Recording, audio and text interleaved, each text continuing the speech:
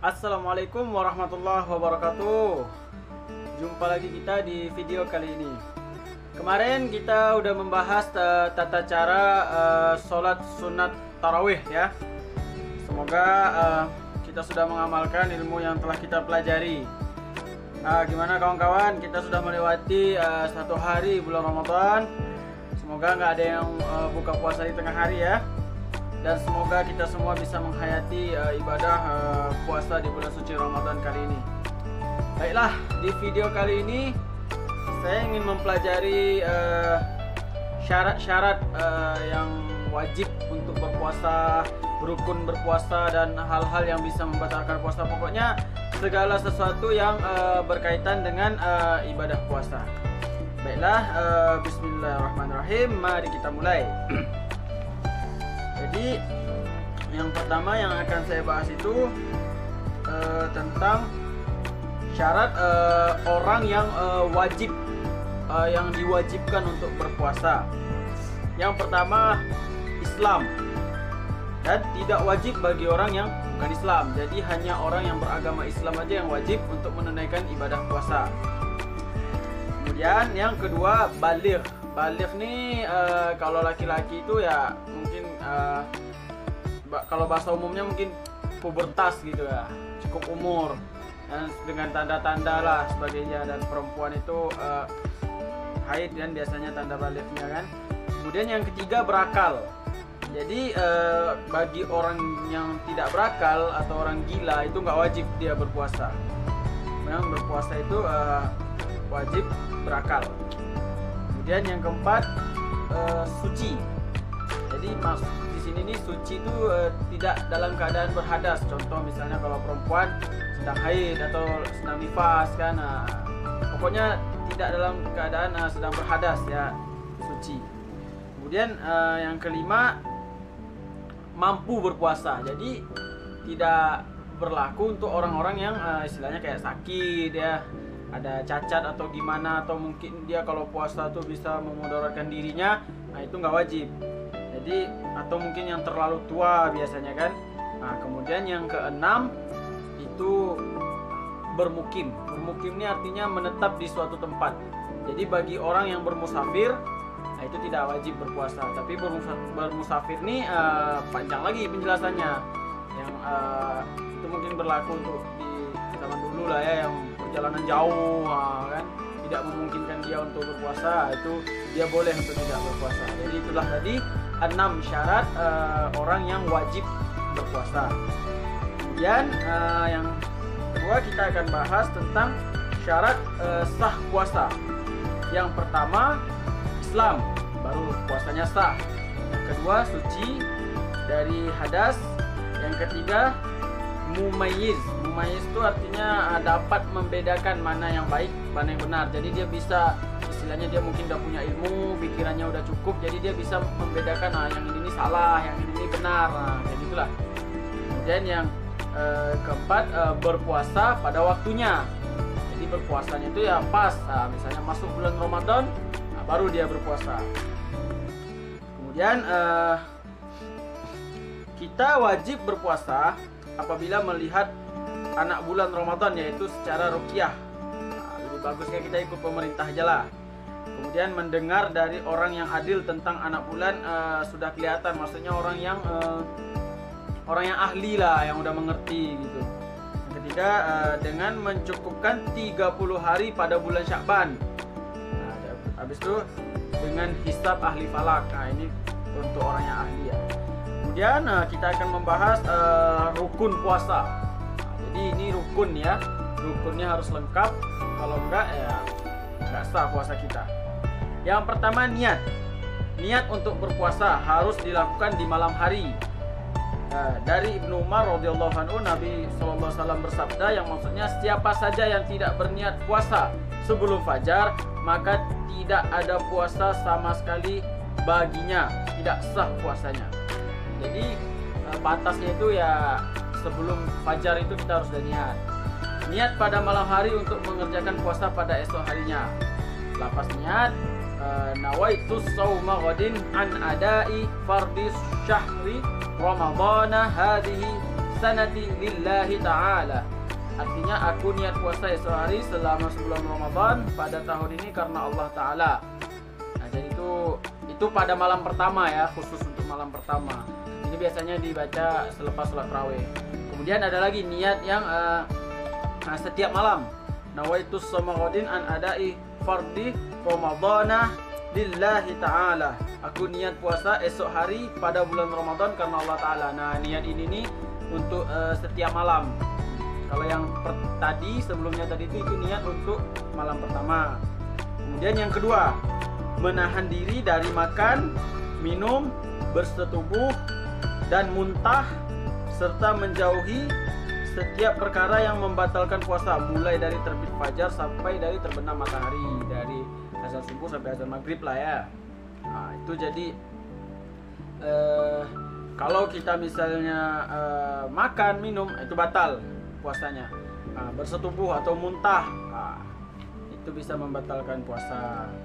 Jadi itu tadi hal-hal yang berkaitan dengan jadi rukun puasa itu hanya ada dua, niat dan menahan diri dari segala hal yang bisa membatalkan puasa. Kemudian adab-adabnya, ini akhlak ketika kita sedang berpuasa. Yang satu, menjaga anggota lahir seperti mulut dari mengumpat, mencaci, dan setiap perkataan yang kotor. Yang kedua, mengurangi mengambil makanan dan minuman ketika berbuka puasa dan sahur. Maksudnya itu jangan boros gitu lah. Yang ketiga, menjauhi tidur berlebihan pada siang harinya. Nah ini nih, kadang kan kita yang biasalah kan puasa tidur dari pagi sampai sore ya, itu jangan sampai lah. Ini nggak beradab lah kita dengan puasa. Yang keempat, menjaga hati dan akal pikiran dari memikirkan keinginan yang hina dan kotor. Nah ini buat yang sering nih ngayal gitu kan, nah itu harus dijauhi.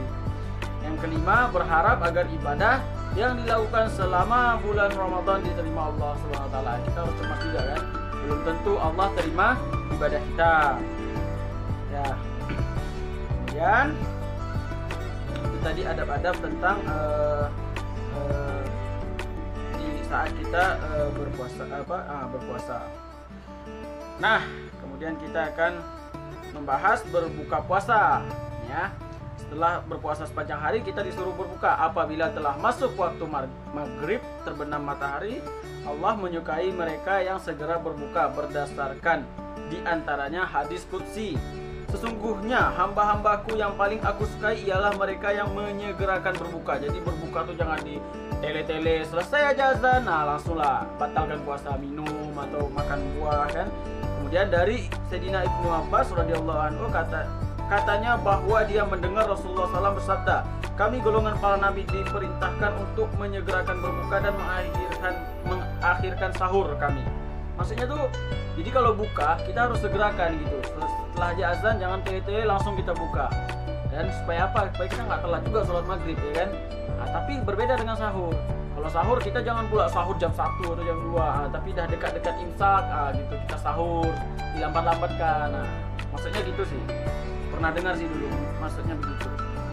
Kemudian berdoa ketika berbuka.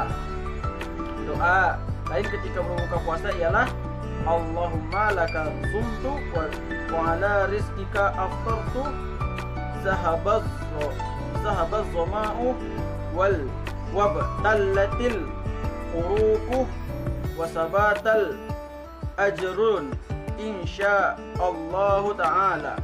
Wahai Allah, untuk Engkaulah aku berpuasa dan atas rezeki Engkaulah aku berbuka. Telah hilang dahaga dan telah basah urat-urat dan semoga tetaplah pahala insyaallah ta'ala. Nah ini doa lain lah kan, karena doa itu banyak ya. Nah kalau kita kan biasanya doa Allahumma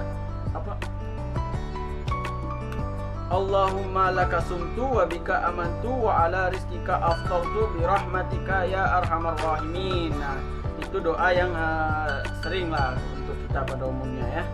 Nah kemudian sunat ketika berbuka, hindarkan makan terlalu banyak sehingga perut sesak dan susah bernafas. Jauhi menyediakan beraneka macam makanan sehingga mubazir. Makanan tidak terlalu pedas karena mungkin mudarat bagi perut. Hindarkan selalu makanan-makanan berdaging karena sistem pencernaan makanan yang tidak sesuai pada waktu malam. Sebaliknya makan makanan yang mudah hancur. Berbuka ala kadarnya sebelum sholat maghrib dan sambung kembali makan sesudah sholat maghrib. Hentikan makan sebelum terlalu kenyang. Nah, itu sunat-sunatnya ya.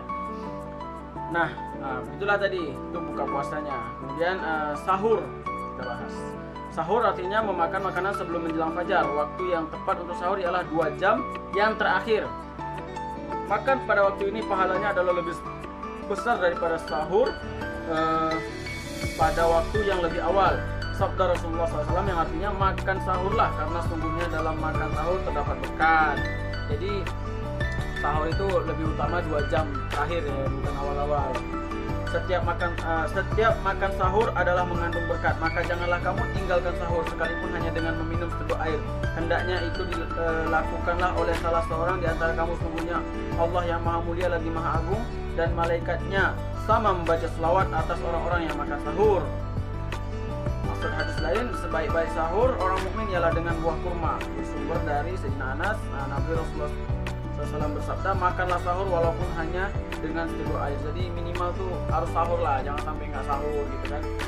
Kecuali telat bangun, misalnya tiba-tiba bangun dah azan, ya jangan dipaksain gitu kan, langsung niat gitu. Jadi begitulah ya, berbuka dan sahur tadi itu ya. Kemudian sunat ketika sahur itu hindarkan makan terlalu banyak sehingga perut sesak.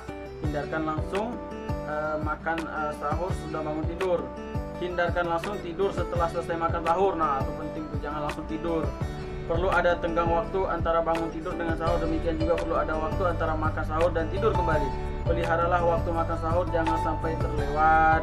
Kemudian hendaklah disediakan hidangan makanan untuk sahur. Hikmah sahur, kita dapat melaksanakan salah satu sunnah Nabi, yaitu sahur dapat memberi kekuatan untuk kita beribadah, sebagaimana sabda Rasulullah SAW yang bermaksud, sahurlah kamu dan kuatkanlah puasamu dan tidurlah kamu setelah tengah hari supaya mendapat kemampuan untuk bangun di bagian akhir malam untuk beribadah tahajud. Ya, jadi begitulah kawan-kawan. Semoga yang belum tahu jadi tahu ya dengan video ini.